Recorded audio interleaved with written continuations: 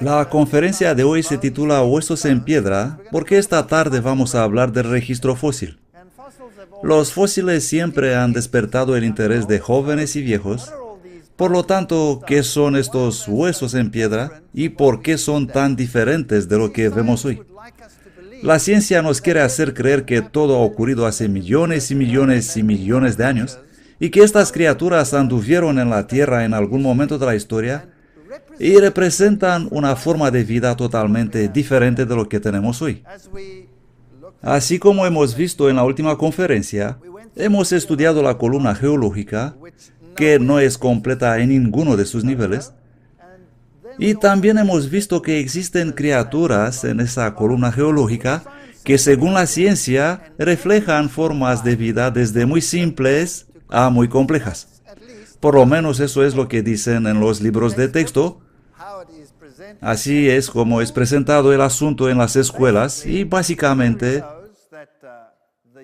la teoría dice que los eucariotes, que son organismos unicelulares desde simples hasta tener núcleos como tenemos nosotros, y dicen ellos que evolucionaron millones de años y luego de repente, hace 600 millones de años, tenemos este tremendo registro de vida en la Tierra, empezando con esas criaturas y a través del tiempo hasta llegar a los homínidos en el último periodo de este desarrollo. Y se nos dice que esta evolución es recta desde la simplicidad hasta la complejidad. Así es como se presenta este tema en las escuelas. Ellos dicen que en las áreas inferiores tenemos criaturas primitivas como esas, pero en realidad no existen criaturas primitivas. Vamos a poner las cosas en claro. No existe tal cosa como organismo simple. Cada organismo en este planeta es muy complejo. Y lo que tenemos aquí son animales marinos sésiles, encontrados ampliamente en la base de la columna geológica, animales que viven ahí al fondo. Cuando subimos un poco en la columna tenemos cosas que mueven y nadan, pero no hay nada simple respecto a esos organismos. Ellos tienen un sistema bioquímico altamente complejo, un sistema anatómico, todo está ahí, todo está desarrollado. A medida que subimos, en silúrico tenemos algunas más extrañas criaturas arrastrándose y algunos materiales. Luego llegamos a Devónico, que es conocido como la época de los peces. Por lo tanto, tenemos muchísimos peces en el Devónico y el registro es realmente cubierto de peces. Algunos interesantes fósiles de peces que vamos a ver en un momento. Luego subimos y llegamos a las plantas y es interesante que algunas plantas representadas en el Mississípico y Pensilvánico excluyen muchas de las plantas florales o modernas, así que se supone que esas fueron las primeras y luego aparecieron las modernas. Aunque existen unas interesantes anomalías sobre las cuales hablaremos más tarde. Por lo tanto, eso es más o menos lo que afirma y lo que presenta la ciencia. Fue un periodo de helechos y cícadas y otros interesantes organismos como estas. Luego viene la época de las criaturas grandes. Primero pasamos por la fase de los anfibios, luego por la época de los reptiles, el Triásico, el Jurásico, el Cretáceo, y de repente tenemos esta destrucción completa de todo lo que existía. Luego viene la época de los mamíferos y pájaros. Y se nos dice que este es un registro de cómo ha evolucionado la vida. Pero hay más de una manera de obtener un registro.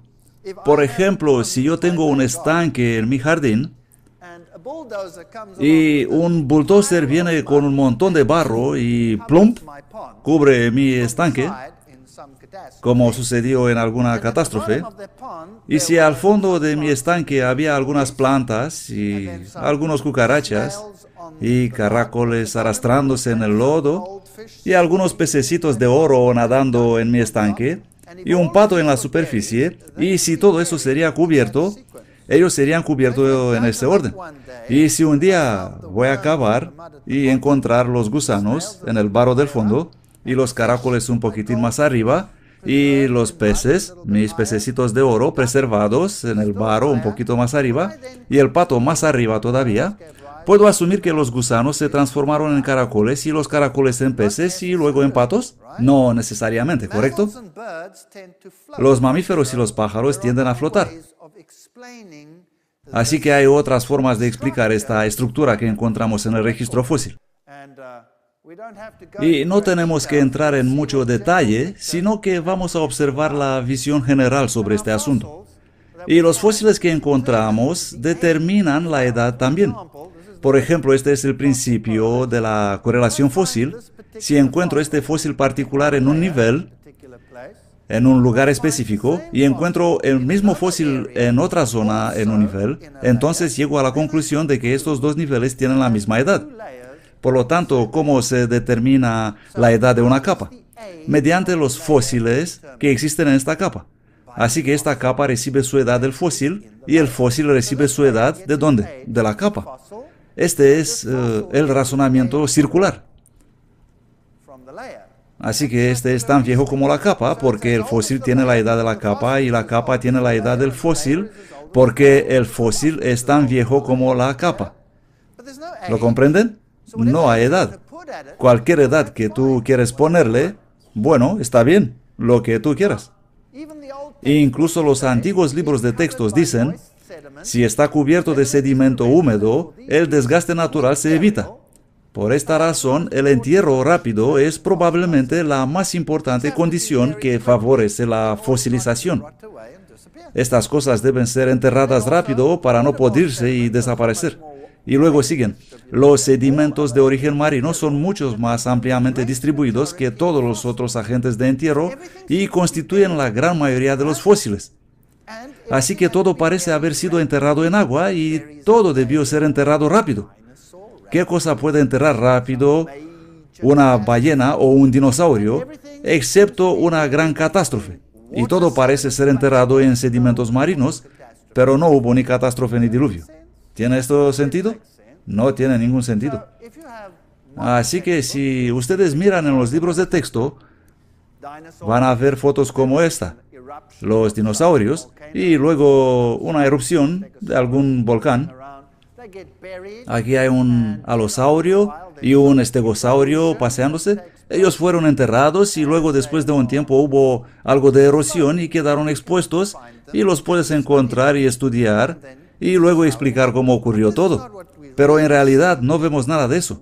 Lo que vemos en realidad son organismos arrastrados del agua y asentados en la dirección del corriente. ¿Cuánto tiempo tarda algo en fosilizarse? Ya hemos visto esto. No se necesita mucho tiempo. Se recuerdan los ositos de peluche fosilizados en el agua muy mineralizada que es necesaria para este proceso. Aquí tenemos un sombrero. Es el sombrero de un minero que se encuentra en un museo de Australia. Proviene de una mina desalojada hace unos 30 años y es roca sólida.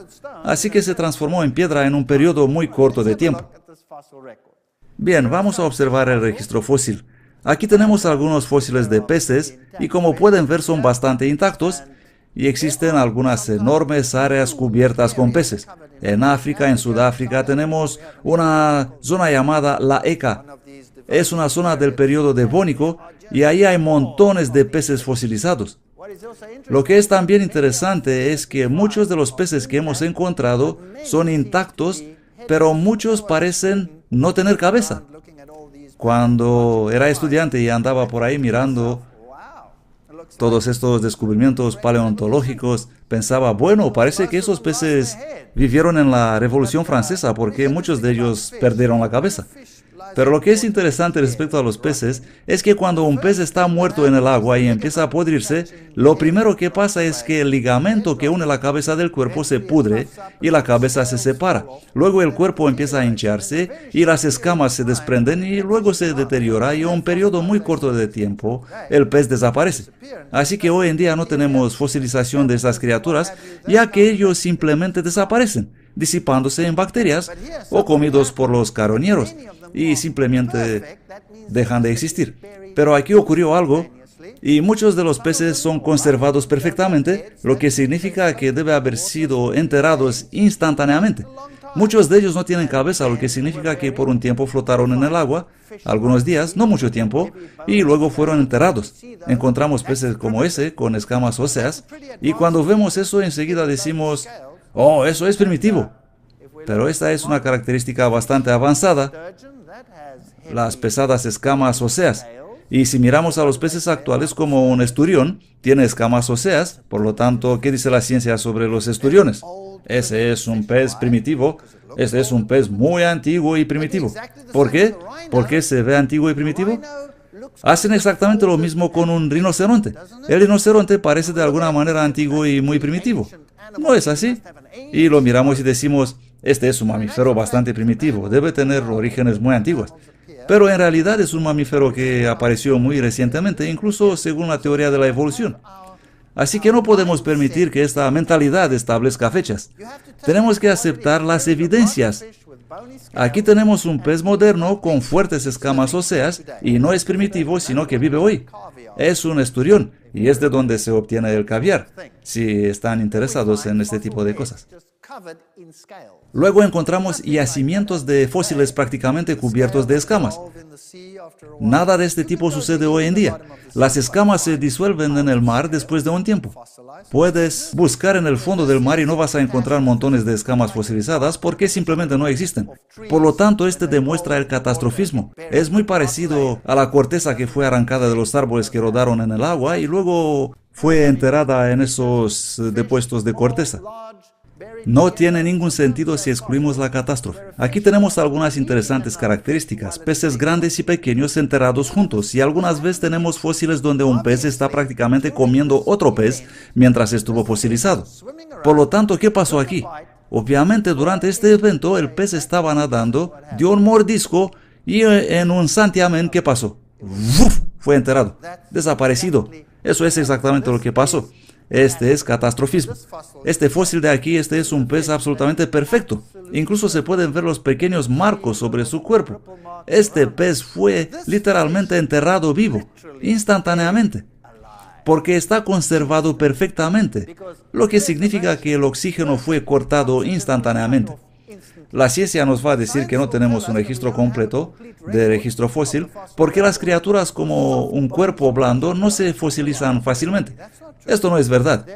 Existen millones de fósiles de criaturas con cuerpo blando. Aquí tenemos uno. Esta es una medusa. Y pueden ver que está perfectamente conservada. Tenemos todo tipo de criaturas con cuerpo blando y con cuerpo duro perfectamente conservadas en el registro fósil. No existe ninguna razón para que la ciencia afirme que esto no ocurre en el registro fósil porque no se fosilizan fácilmente. En el libro Evolución de la Vida leemos: repetidamente el viento, el agua y el hielo han cortado y destruido rocas que han sido elevadas para formar continentes. La existencia de un registro fósil sobre todo esto parece bastante remarcable. Observen esto. Tenemos todas las capas geológicas y todas contienen esos fósiles. Si tomamos una cadena de montaña, por ejemplo, que se está erosionando rápidamente y se erosiona hasta desaparecer, ¿qué desapareció? Desapareció un registro de tiempo, con todos los fósiles que contenía. Así que decimos, por ejemplo, el Himalaya se está erosionando por lo menos 2 metros cada 1000 años. Esta es la cifra exacta que da la ciencia. 2 metros cada 1000 años.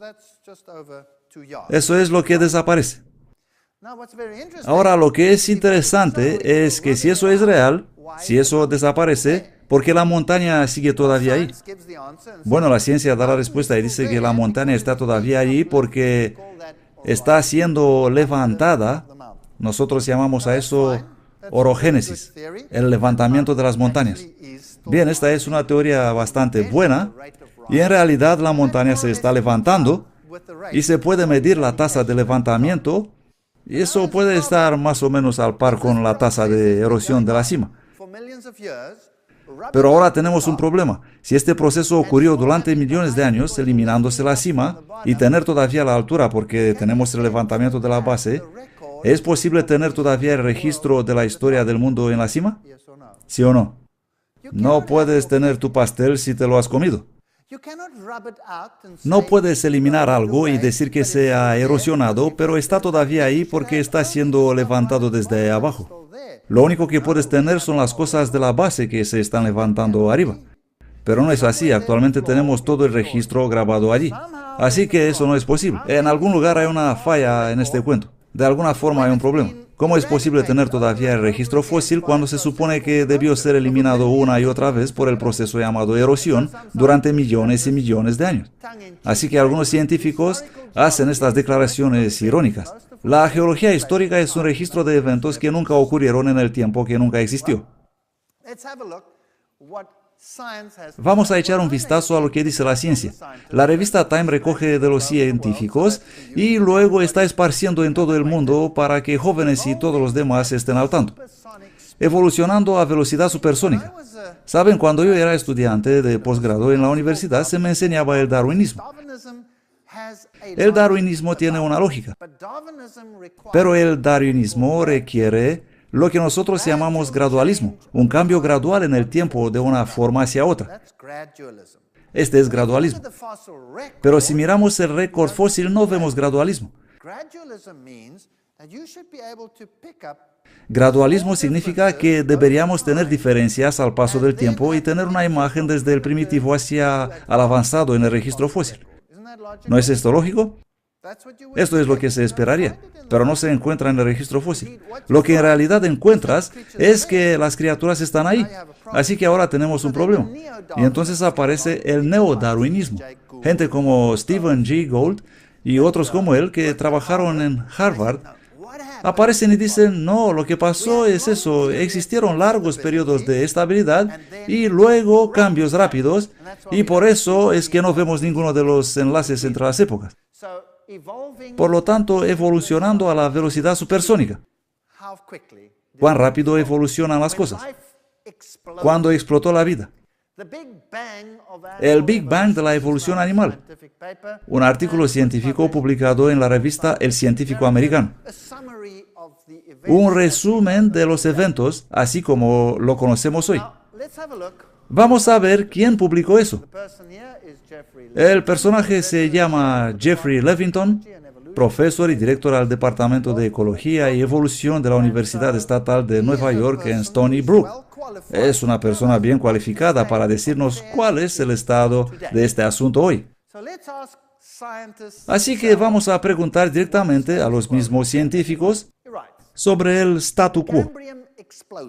Él escribe, la explosión del Cámbrico, que es el nivel más bajo de donde la vida apareció. ¡Puf! Repentinamente. Se caracterizó por la aparición simultánea y muy brusca de muchas formas diversas de animales hace casi 600 millones de años.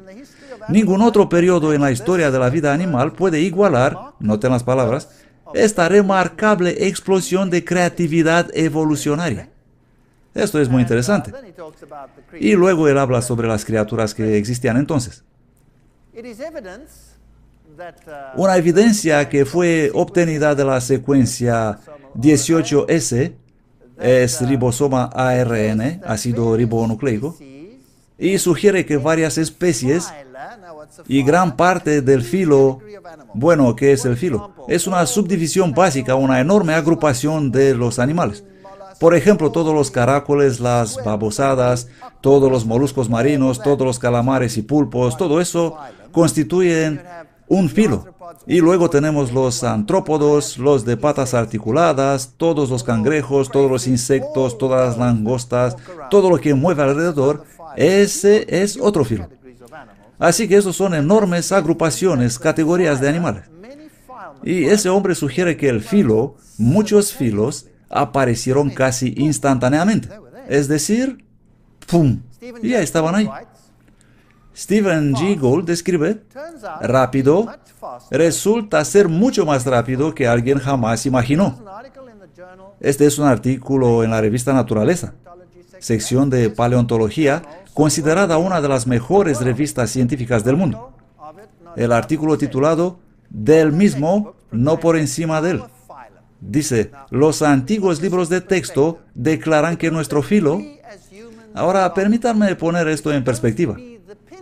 El grupo, el filo del cual nosotros como seres humanos pertenecemos, se supone ser el pináculo de la evolución. ¿Dónde encaja eso? Justo al final del proceso, ¿no es así? Nosotros deberíamos aparecer los últimos, nuestro filo. La cita dice, los antiguos libros de texto declaran que nuestro filo, los cordados, no aparecen hasta el periodo ordovícico, y que esta evolución tardía debe implicar un estatuto avanzado. Pero el esquisto de Burgess contiene un cordado. ¿Qué significa eso? Bueno, ellos identificaron un cordado de la fauna Chengxian que sella la suerte de este esfuerzo equivocado de afirmar particularidades para nuestra ascendencia. Los cordados aparecen en la explosión cámbrica. Ups, ¿qué significa eso? Eso significa que cada filo, cada grupo, incluyendo al que nosotros pertenecemos, estuvo ahí desde el principio. Y esto es un gran problema. Durante las décadas pasadas, sin embargo, el descubrimiento y desarrollo de otra fauna de maravillosamente preservados cuerpos blandos de organismos cámbricos en China ha demostrado que esa completa diversidad se logró dentro de la explosión misma. Eso quiere decir que todo, cada forma de vida, cada especie que existe hoy, estaba ahí ¿desde cuándo? ¿Desde cuándo? Desde el principio. Esto no lo he inventado yo. Estos son científicos del más alto nivel, los más especialistas del mundo. Todo existe ahí desde el principio. En mi propia vida, empecé con mi mentalidad gradualista. Es la única alternativa lógica. El darwinismo es la única alternativa lógica. Pero, por favor, no confundan lo lógico con lo correcto. Algo puede ser perfectamente lógico, pero puede ser perfectamente erróneo al mismo tiempo. ¿Comprenden? Así que el darwinismo es la alternativa lógica en la ciencia y vamos a observar el darwinismo para ver cuáles son los errores del darwinismo. Pero ¿todo apareció al mismo tiempo? Eso no puede ser. Así que tienes que cambiar. Así que hemos inventado la teoría del equilibrio puntuado. Suena muy bonito. Eso significa equilibrio, largos periodos de nada, y luego, pum, de repente, puntual, un cambio rápido, pam, pam, pam, pam, pam, y todo está ahí. Pero comprenden, no es muy difícil dar un paso adelante y decir, si todo fue ahí desde el principio, entonces pudo también existir, ¿qué? La creación. ¿Correcto? ¿No suena lógico? Puedo también existir la creación.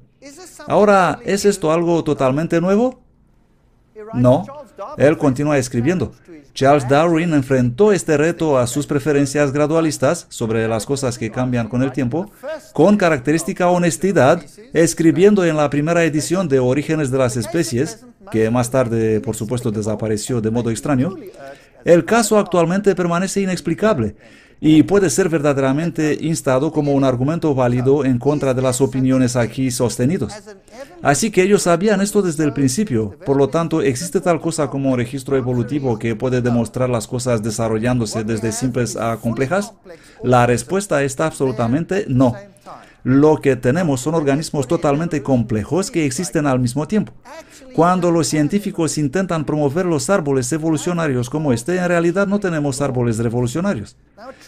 Tenemos lo que se llama campo evolutivo. El árbol tiene un tronco, es decir, empieza con un tronco desarrollando ramas y ramas, así que todo empieza con un simple tronco que se desarrolla a diversas cosas. Y este es el árbol de la vida. Todas estas distintas criaturas por todas partes, empezando desde un simple organismo y transformándose cada vez en más complejos. Esto es lo que la ciencia desearía enseñarnos. Pero en realidad no es así, sino que tenemos un campo, pum, pum, pum, pum, pum, todos los grupos al mismo tiempo. Por lo tanto, las ranas parecidas a esta en actualidad siempre aparecen de igual forma en todo el registro, y los peces siempre son iguales, y los tiburones siempre son tiburones. Y todo lo demás es lo mismo. Cualquier organismo aparece sin cambio, y algunos de ellos ya no existen, pero encontramos otros parecidos en la actualidad. Y los científicos los ponen juntos, sugiriendo que vienen de un antepasado común. Pero esta parte de abajo de aquí, que los enlaza a todos, ¿es qué? Es una conjetura. ¿Que viene de dónde? Viene de la mente humana, no viene del fósil. Es muy importante que comprendamos eso. Y así pasa con los reptiles. Y si tomamos la tortuga, por ejemplo, no vas a encontrar una tortuga medio formada, o una formada solo un cuarto, o una parte de tortuga en desarrollo. Cuando en el registro fósil aparece una tortuga, siempre es que es una tortuga completa. Y punto. Si encontramos un lagarto, siempre es un lagarto completo. Las serpientes son serpientes, etcétera, etcétera. Todo es completo. Y los eslabones dibujados en los libros son simplemente suposiciones. Vamos a echar un vistazo a los criterios requeridos para el proceso evolucionario. Número 1, el proceso de simple a complejo. Esto sería lógico, ¿correcto? Esto es lo que requiere la evolución. Número 2, la evolución requiere el desarrollo desde pequeño a grande. Esto es llamado la ley de Carroll. Carroll fue un científico que dijo, todo debe empezar desde pequeño y crecer. No hay otra manera. Así es lógico. Piensen en eso. No vas a empezar con un rinoceronte y acabar con una ameba. Empezarás con una ameba que se desarrollará hasta llegar a ser un rinoceronte. Así sería lógico, ¿no? Así que esta es una asunción perfectamente lógica que harías si la evolución fuese correcta. Y también si la vida comenzó de alguna manera fortuita en algún lugar del planeta, de repente apareció allí, solo hubiera sido un organismo que supuestamente empezó a multiplicarse cada vez más, si la teoría es correcta. Así que empezamos con poca diversidad hasta la gran diversidad. Así sería lógico. Esto es lo que esperarías. ¿Pero qué tenemos? No tenemos eso en absoluto. Tenemos complejidad irreducible. De repente están ahí todos. ¡Pum! Y algunas de las características en lo que tenemos no pueden ser simplificadas. No funcionarán si fueran simplificadas, así que deben ser complejas. Todo tiene que estar ahí al mismo tiempo. Algunos de los organismos y estructuras en los organismos vivos son tan complicados y necesitan tantas partes y bloques de construcción que si no fueran complejos desde el principio no podrían existir. Así que de alguna forma todo debió aparecer al mismo tiempo. Por lo tanto, no tenemos el progreso desde simple a complejo, sino que todo fue siempre complejo. ¿Tenemos el desarrollo de pequeño a grande? No. Si vamos en la historia del pasado, todo era grande y enorme y mucho más grandioso de lo que vemos hoy. Hoy tenemos solamente una pequeña fracción de lo que solía existir en términos de tamaño y en términos de diversidad. Tenemos la diversidad invertida. Esperaríamos la diversidad desde poco a mucho, pero nos encontramos con muchas más criaturas en el pasado de lo que existen hoy en día. De hecho, solo nos queda una mínima parte de lo que solía vivir en el planeta. Así que encontramos exactamente lo opuesto de lo que se esperaría encontrar. Bueno, eso es un problema. Gold en su artículo escribe, el regreso de los monstruos esperanzados, en la revista Historia Natural. Recordemos que eso viene de científicos de alto nivel. Stephen Gould está muerto ahora, pero todavía sus escritos trabajan. El artículo dice, los árboles genealógicos que adornan nuestros textos de libros se basan en la inferencia, vienen de la mente humana, que, aunque razonable, no es evidencia de los fósiles. Por lo tanto, la teoría de Darwin sobre esto es lo que deberíamos esperar, es lógica si fuera verdadera. Pero la realidad es que no encontramos eso, sino exactamente lo opuesto. Y los árboles genealógicos se basan en especulaciones. Si vamos al registro fósil y miramos la evolución del caballo, así es como está representada. Empezamos con esta pequeña criatura llamada Eohippus, que inicialmente se llamaba Hyracotherium, y luego lo cambiaron en Eohippus. Y se desarrolla continuamente hasta el caballo moderno. Esta extraña criatura de aquí, el Hyracotherium, está representado así, y su nombre es Hyracotherium porque se parece con un iracoide, el iracoide de roca. De hecho, no era otra cosa que un iracoide de roca. Luego llegamos a otro tipo de animal hasta el caballo, y ordenaron los caballos desde pequeño a grande.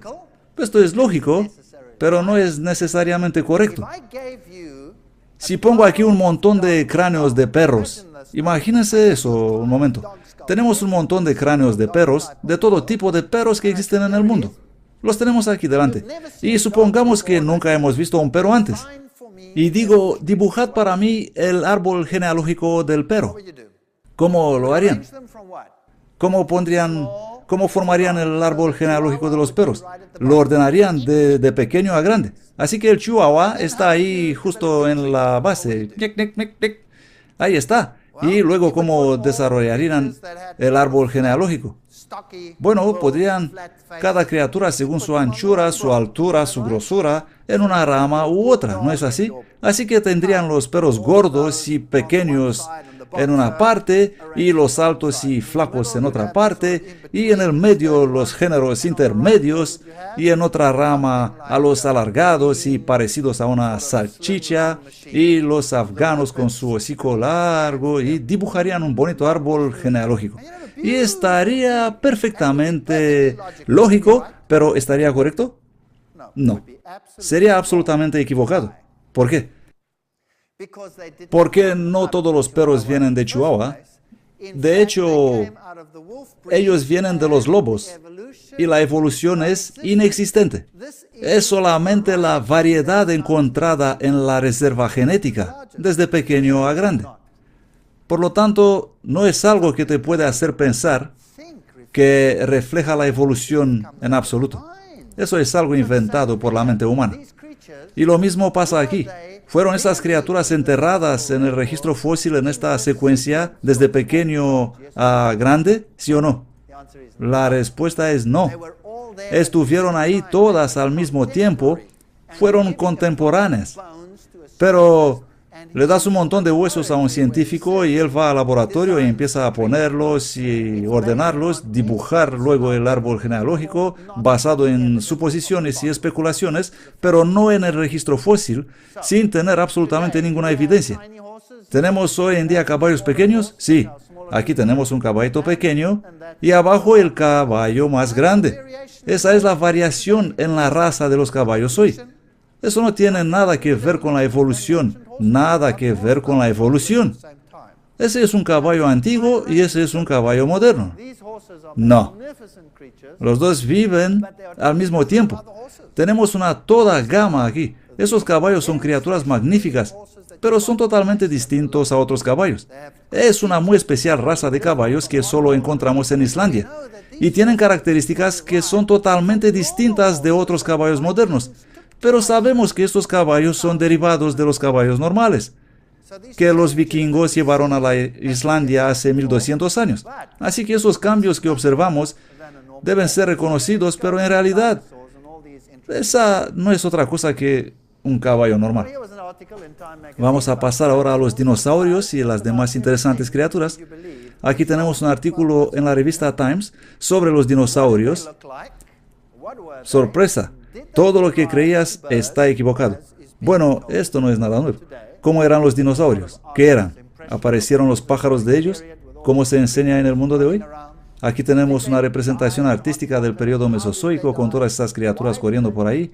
¿Murieron ellos en agua caliente? ¿Cómo murieron? ¿Por qué solo existieron aquí en el Triásico, Jurásico y Cretácico? ¿Por qué desaparecieron? Este es un artículo específico de la evolución de los dinosaurios, empezando con los anfibios y cómo se desarrollaron a través del tiempo. Y los modernos están sentados en la parte de arriba. ¿Es esta la verdad o son simplemente suposiciones? ¿Qué creen? Es solo inferencia, conjeturas, nada basado en los fósiles. Pero ¿cómo llegaron a eso? Ellos encontraron todas las criaturas en distintas capas del registro fósil, las cogieron y luego las ordenaron juntas. ¿Existe algún vínculo que une estas criaturas? El estegosaurio y brontosaurio con el Tyrannosaurus rex, con el Triceratops, ¿algo que los enlaza? ¿Sí o no? No. Cuando los encuentras, están todos completos, terminados, complejos. Aquí en los Estados Unidos tenemos la gran formación, la formación Morrison, donde existen muchísimos dinosaurios, pero existe una selección. Existe generalmente uno, el alosaurio. ¿Dónde están los demás? Y ese fue supuestamente un carnívoro. ¿Qué comía? Porque no existen otros tipos de dinosaurios ahí con él. Es una extraña asamblea de fósiles. Y luego si los observas, estas criaturas están orientadas, sentadas en la dirección de la corriente del agua. Aquí tenemos un alosaurio. O este de aquí, el terrible Tyrannosaurus rex. Ahora, ¿qué le pasó? ¿Era un carnívoro malvado? ¿Qué hizo la película Parque Jurásico con esa criatura? Todos estaban corriendo, gritando, aterrorizados, ¿no es así? Debido a que este carnívoro viciado iba destruyendo todo en su camino.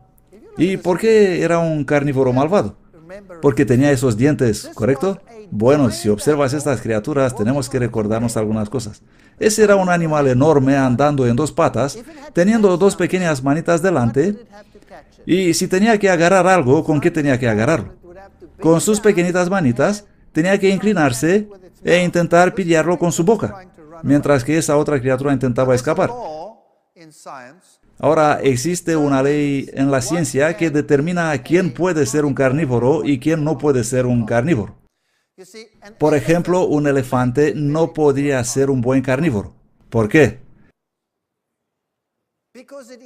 Porque es demasiado grande, es demasiado pesado, tiene demasiado momentum cuando está corriendo. ¿Puedes imaginar un elefante corriendo para pillar una gacela?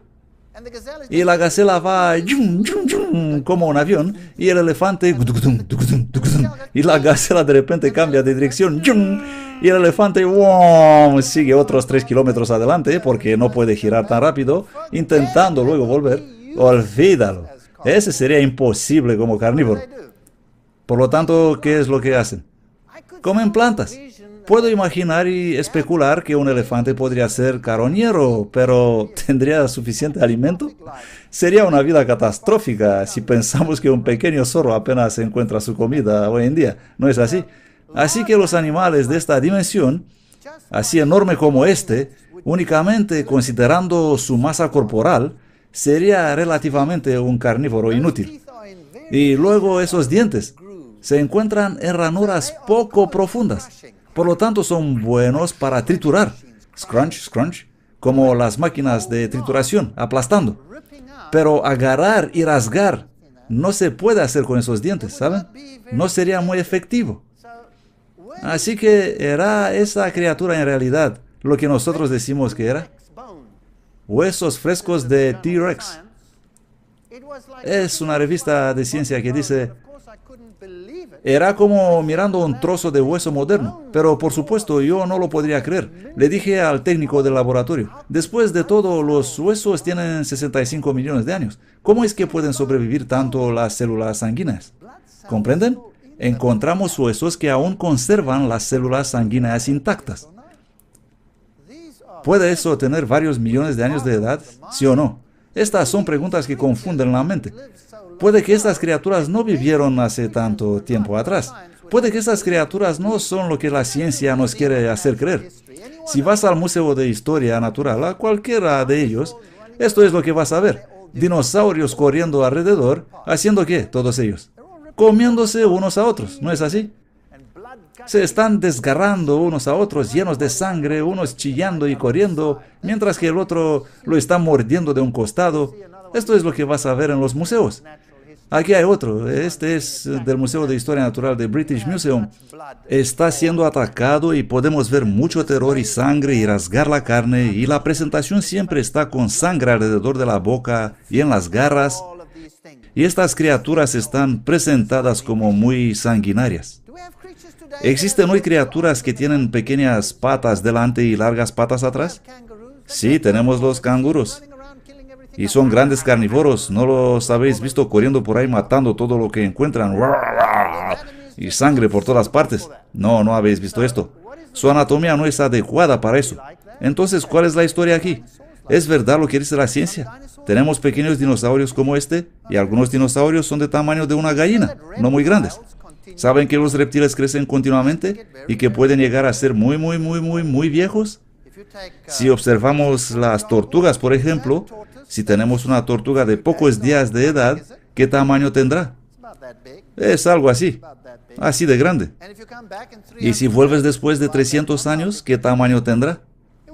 Será algo así de grande, ¿correcto? En las Islas Galápagos tenemos enormes tortugas. ¿Qué pasaría si volveremos después de 1000 años? ¿Cuán grandes serán? Bueno, encontraríamos algo muy grande, ¿no? Y de hecho tenemos algunas criaturas asombrosas hoy día. Aquí podemos ver una presentada en el Museo de Historia Natural de Londres. Se puede ver lo grande que es. Esas criaturas solían ser verdaderamente grandes. Y probablemente esta criatura era una criatura de pántano andando por las lagunas y alimentándose de ellas. A su lado tenemos un triceratops, obviamente un comedor de plantas. Miren su boca. Es exactamente como la de cualquier criatura que se alimenta de plantas. Las tortugas tienen bocas como esta, así que esta criatura era herbívora. Y tenía esos cuernos peligrosísimos. ¿Por qué? Ya sabes, tenía que protegerse. ¿De quién? Pues de esos carnívoros malvados. Tenía ese enorme mecanismo de defensa que cumplía su trabajo. Esto es lo que la ciencia enseña a los jóvenes hoy en día. Y esta es la imagen que todos tenemos en la mente. Hola, ¿qué es eso? Es un camaleón. Y tiene 3 cuernos ahí. Es un triceratops moderno. Uno pequeño. Algunos camaleones son así de grandes, otros son pequeñitos. Tenemos mucha variedad. Y esos cuernos seguramente son para protegerle de los carnívoros sanguinarios que pululan por ahí. ¿Verdadero o falso? Muy falso. ¿Para qué sirven esos cuernos? Esos cuernos están ahí para darle una apariencia más sexy.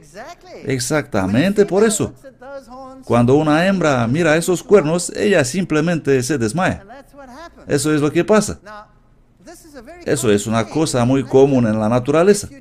Si observamos los renos, por ejemplo, ¿qué aspecto tiene un reno en la temporada de reproducción? ¿Qué aspecto tiene el macho? Tiene esos enormes cuernos. Es tan impresionante, ¿verdad? Y cuanto más grandes son, más presumido es, ¿no? Y en la temporada de reproducción los machos chocan sus cuernos y las hembras miran y se quedan muy impresionadas. Y el tío con los cuernos más grandes, ya saben cómo hoy en día el tío con el peinado más chulo coge a la chica. Así funcionan las cosas. Todo funciona así. ¿Y qué pasa después de la temporada de reproducción con los cuernos del reno? Se caen. ¿Y qué pasaría si vienen los carnívoros a por él? Pues tendría problemas en la mayor parte del año, ¿correcto? Porque no tiene ninguna protección. Esta es una mentalidad que fue plantada en las mentes de los seres humanos y que no tiene ninguna base en la realidad.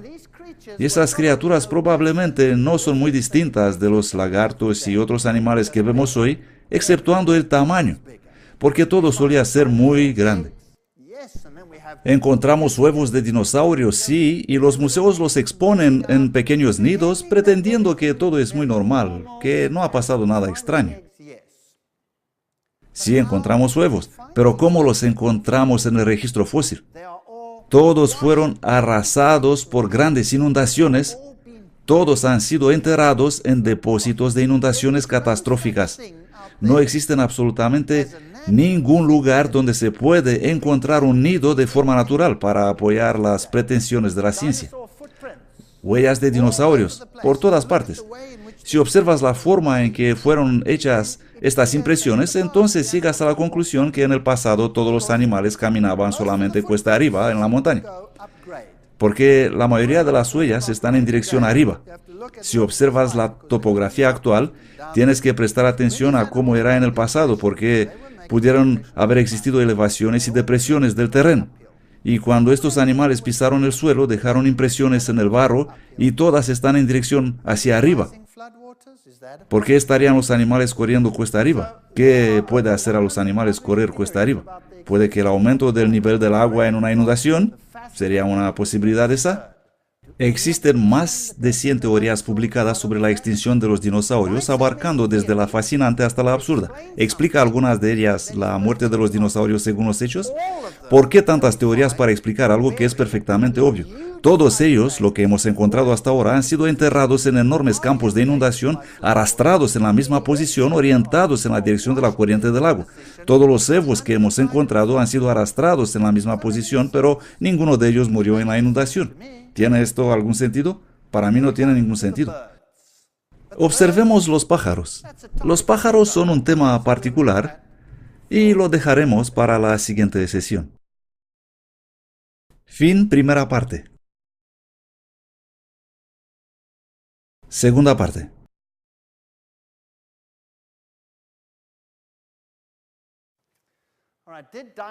Bueno, ¿se transformaron los dinosaurios en pájaros? Una pregunta muy interesante. La ciencia dice que sí. Al menos eso aprendemos en la escuela. Eso es lo que los niños aprenden en la escuela cada día. Sí, y tenemos los velociraptores y oviraptores y todas esas extrañas criaturas por todas partes, presentadas como cuidando sus huevos, y tenemos fósiles donde encontramos plumas, y hubo una transición de los dinosaurios a los pájaros. El Archaeopteryx, un fósil muy famoso, es generalmente reconocido que el Archaeopteryx fue un pájaro con plumas de vuelo completamente formadas, y la fúrcula, el hueso de los deseos. Aquí tenemos el primer candidato actual para la transición. Este es el Sinosauropteryx. Y ahí está el fósil y observamos atentamente y podemos ver esas pequeñas cosas aquí que parecen ser impresiones de plumas, aunque no son muy claras como huellas de plumas en absoluto. Y veremos lo que los científicos del más alto nivel tienen que decir. Estas todas son publicaciones de revistas como el Diario de la Ciencia, que es el equivalente a la revista Naturaleza. Grandes publicaciones.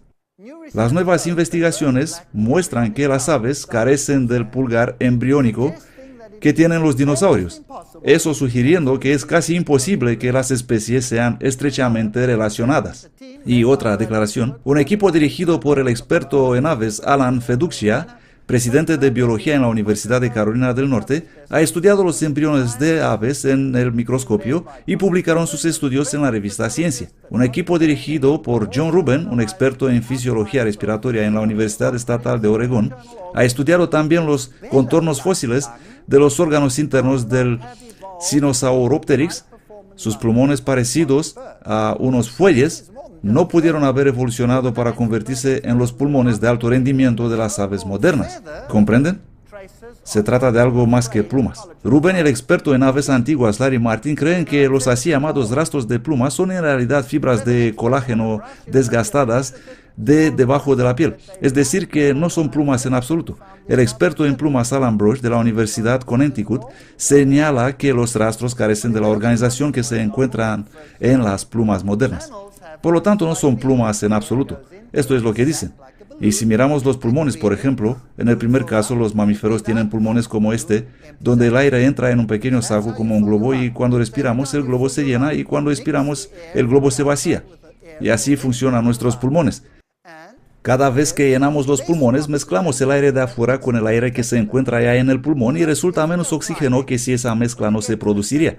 Si vas subiendo una cuesta y llegas a cierta altitud, te quedas sin aliento. ¿Por qué? El aire es más rarificado, hay menos oxígeno y estás soplando difícilmente y haciendo la mezcla. Si subes en la cima del monte Everest, ¿qué tendrás que llevar contigo para sobrevivir? Botellas de oxígeno. Tendrás que llevar botellas de oxígeno. Y estarías ahí con tu botella de oxígeno intentando sobrevivir y descansando y disfrutando el panorama, y escuchas cuac, cuac, cuac, cuac, cuac. ¿Y quién vuela por encima? Una bandada de gansos. Y dices, ¿qué tienen ellos si yo no tengo, que pueden volar por ahí y yo apenas puedo respirar a esta altura? Las aves tienen pulmones distintos. No tienen esos sacos donde se hace la mezcla de aire, como en nuestro caso, sino que tienen un grupo de sacos antes de los pulmones y un grupo de sacos después de los pulmones. Y el aire pasa de unos a otros a través de pequeños tubos.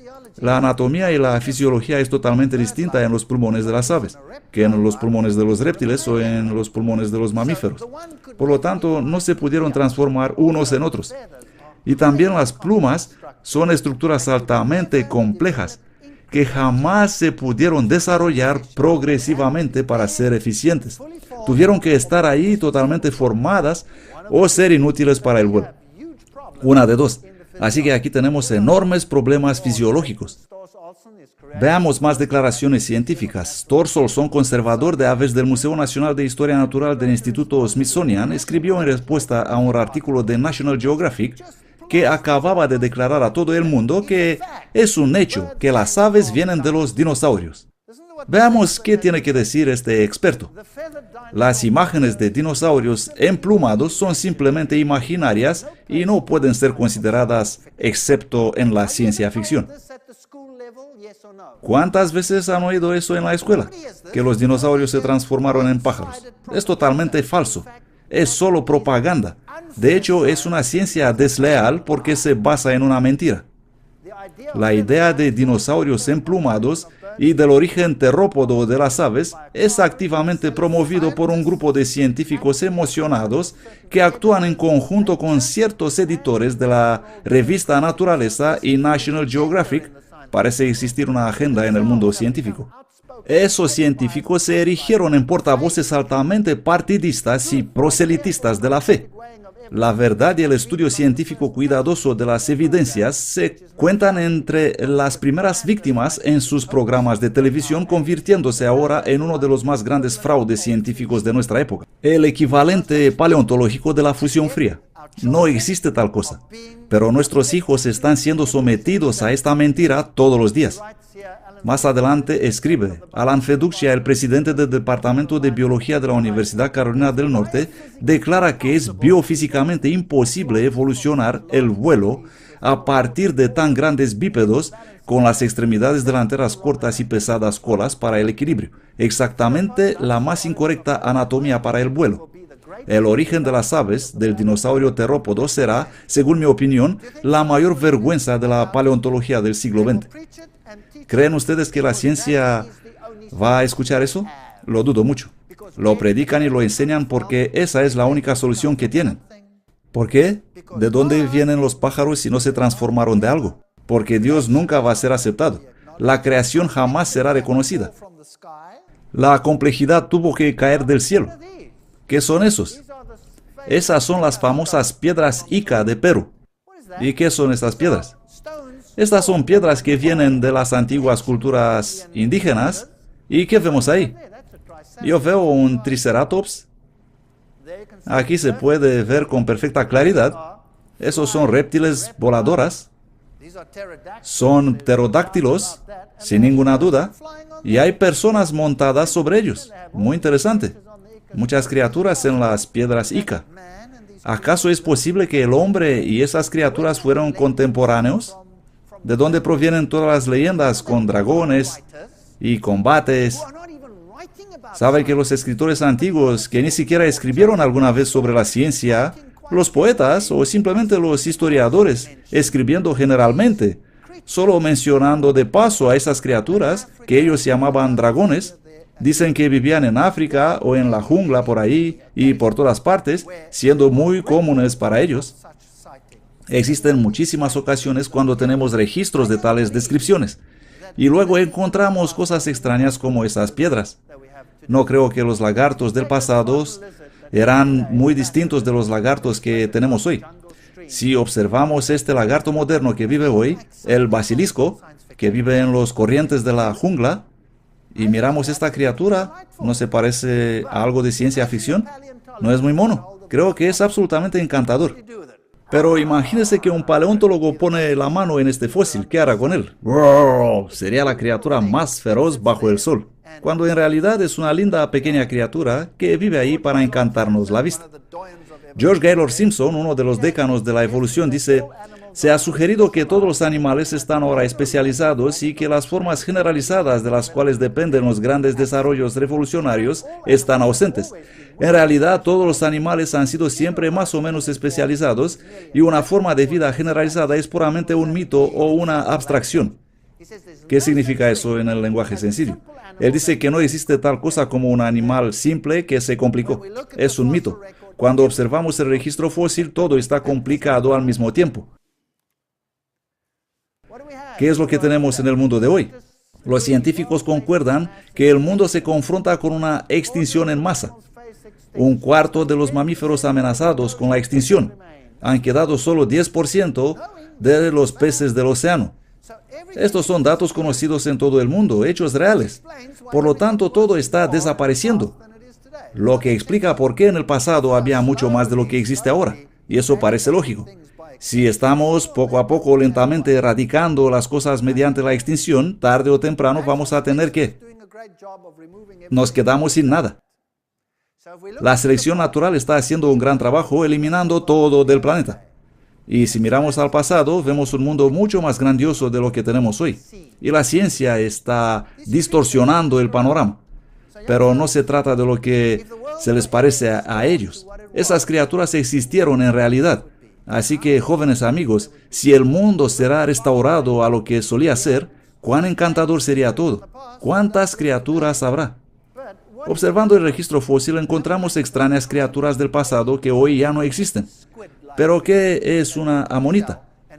Las amonitas son criaturas altamente complejas, parecidas con los calamares que viven en una concha y nadando por el mar, al igual que los calamares modernos sin concha. Aquí tenemos estas criaturas muy complejas. No hay nada sencillo en ellas. Estos son trilóbites, descritos por la ciencia como muy antiguos y como los primeros organismos que evolucionaron, lo que es basura, porque ya hemos visto que todo existió ahí al mismo tiempo y que son ellos. Son antrópodos de alta complejidad, ya no viven hoy, pero no hay nada sencillo sobre ellos en absoluto. Cavaban túneles y tenían todo el equipamiento que necesitaban desde el principio. Este es Nautilus, un así llamado muy antiguo fósil. Así es como vive hoy, y este es uno fosilizado. Y podemos ver que son idénticos, nada ha cambiado. Si miramos los organismos marinos como esta estrella de mar, las ofiuras y todas estas criaturas, ahí está el fósil y estas son las formas vivientes, y vemos que nada ha cambiado, nada. Cuando aparecieron eran así, actualmente son iguales. Estas son algunas formas fósiles que podemos ver, todo es idéntico con lo que podemos ver, nada ha cambiado. Así que ¿dónde está el cuento del sencillo al complejo? No existe. ¿Están ahí o no están ahí? Miren esto. Crinoides, lirios del mar, muy complejos exactamente como en el pasado los podemos ver hoy. Encontramos conchas en el registro fósil y encontramos conchas vivas. Encontramos fósiles de tortugas y esa es una viva en la actualidad. Ningún cambio en absoluto. Un fósil, una criatura viviente. Idénticas. Cangrejo era dura, así como supuestamente era hace millones de años, y uno actual idéntico. La lingula hace millones de años y hoy idéntica. Celacantos, peces que fueron descubiertos por primera vez en África. Y dijeron, wow, ese es un fósil viviente. Esta es la criatura que dio origen a los animales terrestres.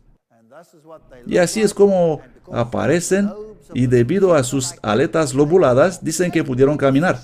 Además de estos, tenemos muchos peces hoy que tienen las pequeñas aletas con las cuales se mueven entre las rocas, pero no salen en la tierra, y algunos incluso pueden saltar. ¿No es eso fascinante? Miren el tamaño de este tiburón. Este es un fósil, y ese otro es un tiburón moderno. Actualmente no existe nada como ese. Es monumental. Y este es un diente de un fósil. Es enorme. No existe tal cosa hoy en día. El aterrador tiburón blanco es una bobada comparado con ese tío. Una verdadera broma. Aquí tenemos un tuatara, el famoso esfenodonte de Nueva Zelanda, y exactamente como lo vemos hoy lo encontramos en el registro fósil. Y estas criaturas, como esta gigante tortuga de Galápagos, están en el registro fósil exactamente como las actuales. Imagínense estas maravillosas criaturas, estas iguanas. Si tendrán 1000 años para crecer, ¿qué tamaño tendrán? Bueno, probablemente podríamos llenar esta sala con una de ellas. Sería de miedo, ¿no es así? ¿Pero qué comen estas criaturas? ¿Son dinosaurios sanguinarios? Bueno, si los científicos encontrarían algún fósil, eso es lo que dirían.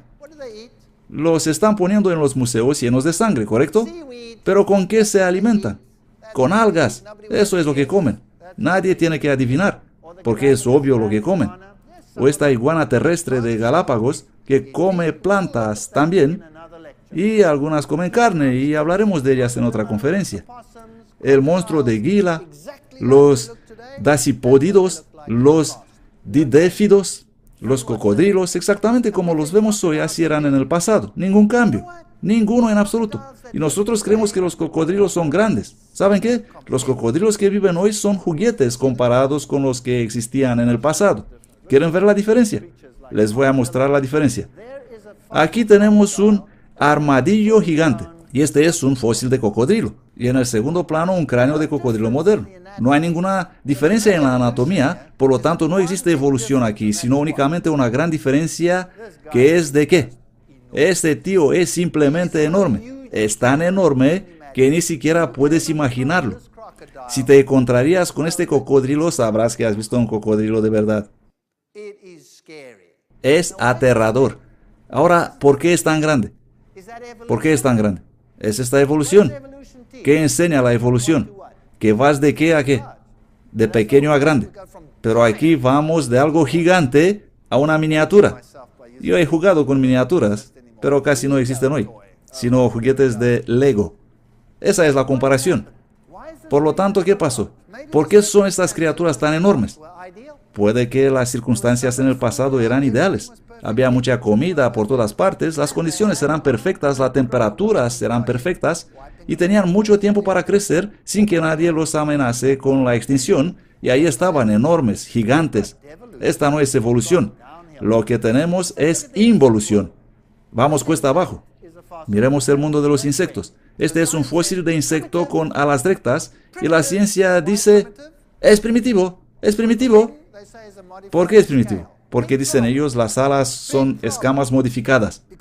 Pero hay un gran problema. Existe un gran problema porque las escamas y las alas no se pueden desarrollar en los mismos niveles anatómicos. Un grave problema. No se pueden desarrollar una a partir de otra. Pero la ciencia dice de alguna forma deben haber obtenido las alas. Así que son escamas modificadas.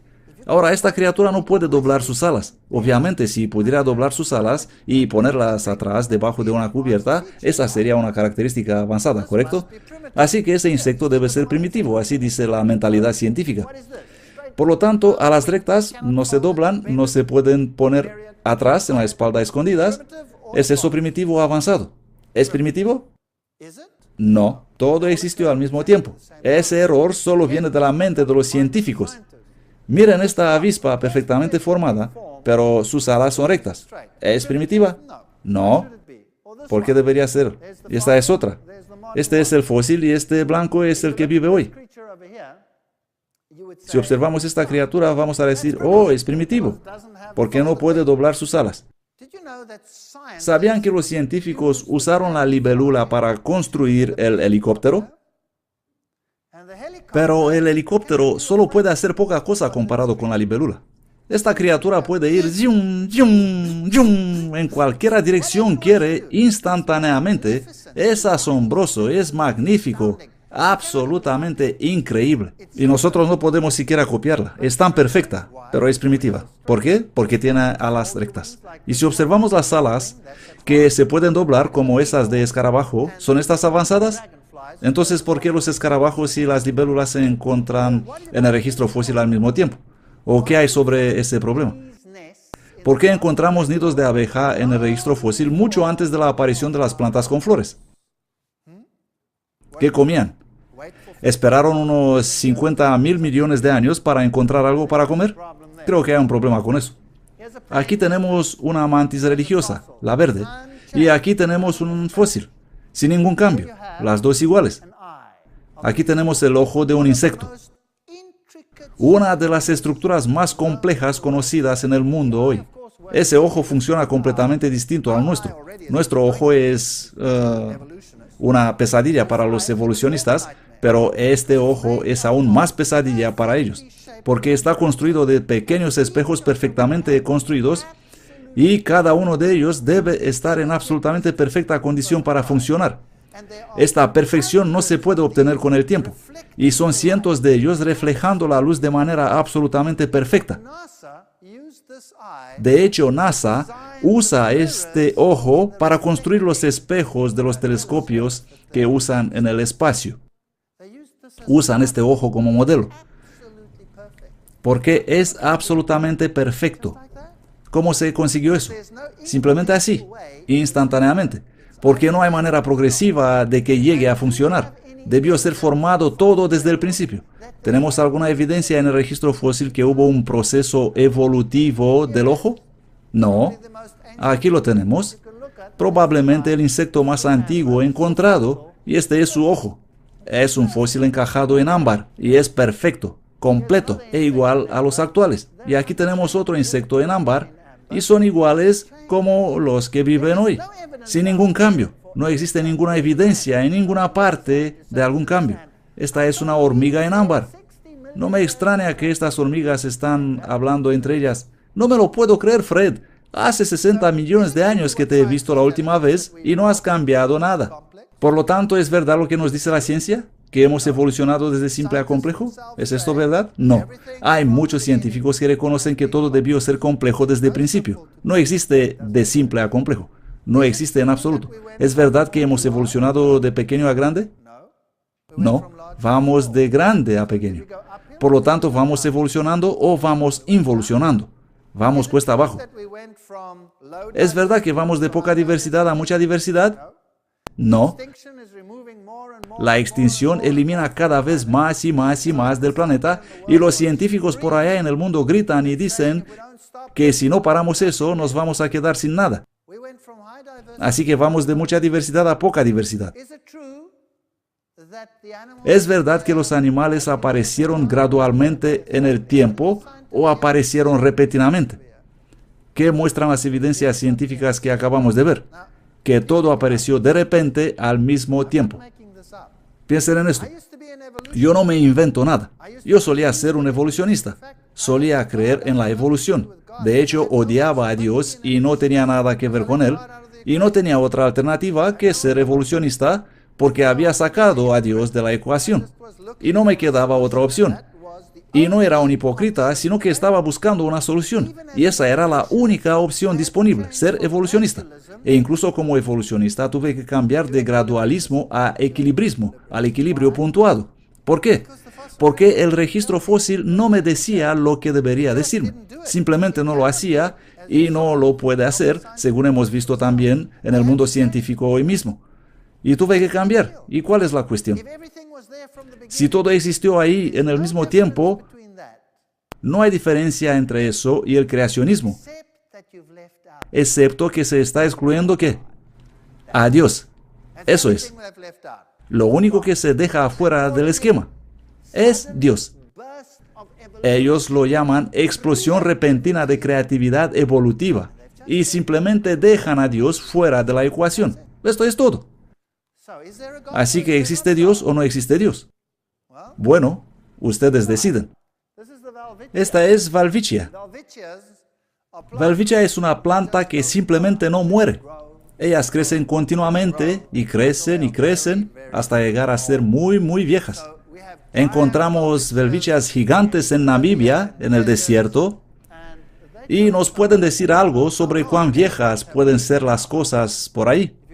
Si observamos los árboles más viejos del mundo, los Bristlecone Pine, pinos de cono erizado, siendo los más famosos, los más viejos, ¿qué edad tienen? Bueno, la Welwitschia más vieja tiene hasta 2000 años de edad. El más viejo pino de conos erizados tiene entre 4000 y 5000 años de edad. Hace poco tiempo decían que tiene 6000 años de edad, pero luego observaron que no habían tomado bien en cuenta la estructura anular y actualmente todos concuerdan con 4000 a 5000 años. Si visitamos Redwood National Park, ¿qué vamos a encontrar? Árboles enormes, gigantescos. Estos son bosques de primera generación.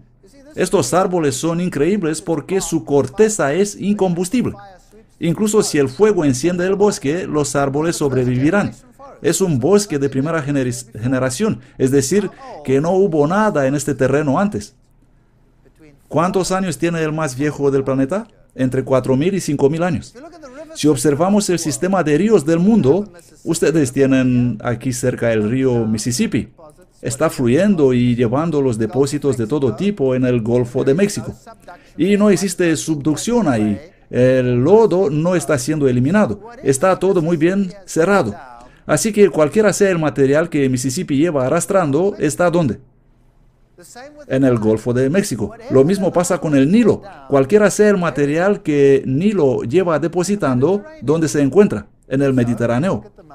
Así que si miramos la boca del Nilo, encontramos un delta enorme donde todo el limo que fue transportado miles de años está depositado. Y se sabe exactamente cuánto material están transportando estos ríos, porque el ser humano construye embalses en esos ríos que con el tiempo se llenan con limo y dejan de ser embalses siendo inutilizados. Así que actualmente se trabaja intensamente para decidirse si es económicamente factible construir los embalses de esa manera. Y para medir las cantidades de material depositado, ellos ponen redes y dispositivos en el agua para calcular la cantidad de deposición anual y hacen eso por varios años para determinar cuánto tiempo pasará hasta que el embalse deja de ser útil. Eso es muy lógico, ¿no es así? Hicieron eso en el Nilo y tomaron fotografías de satélite y determinaron cuánto material llevó el Nilo en toda su vida. ¿Y saben qué? No existe ningún río más viejo de 4.000 a 5.000 años. No existe. No existe ninguna planta más vieja de 4.000, 5.000 años. Pero alguien puede decir, hey, para un momento. Tenemos evidencias arqueológicas, tenemos evidencias de las naciones de China que existieron y cosas más antiguas que eso. Sí, cuando era niño escuchaba eso. Cuando me enseñaban egiptología, ¿qué decían? Egipto existe desde cuántos miles de años antes de Cristo. Y luego las evidencias se amontonaron. ¿Y qué pasó con esas fechas? ¿Qué les hicieron? ¿Qué pasó con las fechas de China, con las fechas de Egipto, con las fechas de Mesopotamia? Pues se volvieron cada vez más cortas y más cortas y más cortas, y actualmente es que alguien es atrevido si dice 3.000 años antes de Cristo. Pero por cierto, si habla de 5.000 años, le van a estigmatizar. ¿Por qué? Porque ellos saben que en un par de semanas, el tiempo se acortará. ¿Por qué? Saben, en el pasado solían poner todos los reyes de modo secuencial. Decían este reino aquí, y el otro aquí, y el otro aquí, y el siguiente aquí, y tenían una larga lista de reyes por mucho tiempo. Porque sabían que este rey había gobernado tantos años, y el otro tantos años, un largo periodo de tiempo. Luego un día descubrieron, sí, que fueron padre e hijo gobernando al mismo tiempo. Y un padre y 3 hijos gobernando al mismo tiempo. Y de este modo el tiempo se acortó. Y luego se acortó más. Y finalmente llegamos a un interesante escenario. Si tomamos la historia de Europa, por ejemplo. Hombre, si hemos existido durante millones de años, ¿por qué solamente podemos rastrear la historia de Europa por unas pocas décadas? Siglos, o tal vez un milenio o 2 antes de Cristo, y antes de eso nada. Inglaterra, no había nada en esta isla 2.000 años antes de Cristo. Nada estaba pasando ahí. Así que verdaderamente estamos tratando con un fenómeno muy interesante. Y estos árboles, sí, son enormes. Puedes incluso pasar con el coche a través de ellos. Pero el punto final es, todo apareció al mismo tiempo, todo estuvo completamente formado, no existe ninguna evidencia de cambio de una forma a otra. Hay muchas evidencias científicas de más alto nivel que una forma no dio lugar a otra, así como están enseñando en las escuelas cada día. Y creo que esos científicos están teniendo prácticamente un único problema básico. Y ese problema es la negación de la divinidad. Eso es todo. Ese fue mi problema también. La negación de la divinidad. No tiene nada que ver con la ciencia. La ciencia se ha trasladado en el terreno de la fe. Y ustedes pueden elegir por sí mismos a quienes desean creer. Esa elección les pertenece. Pero no es necesario estar expuesto a mentiras con el fin de encajar una teoría. Gracias.